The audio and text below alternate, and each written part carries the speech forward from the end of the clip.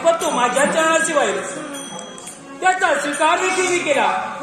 पण खरं सांगू का, ज्यावेळी मी तुला प्रथम पाहिली ना त्यावेळी मला देखील असंच वाटू लागलं.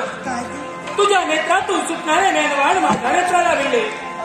तुझ्या हृदयात उमलणारी प्रेम करी पुष्परूपानं माझ्या हृदयात तुली आणि मनातील ओठांच्या पाकळीतून बोलू लागली. काय ऐकायचे तुला?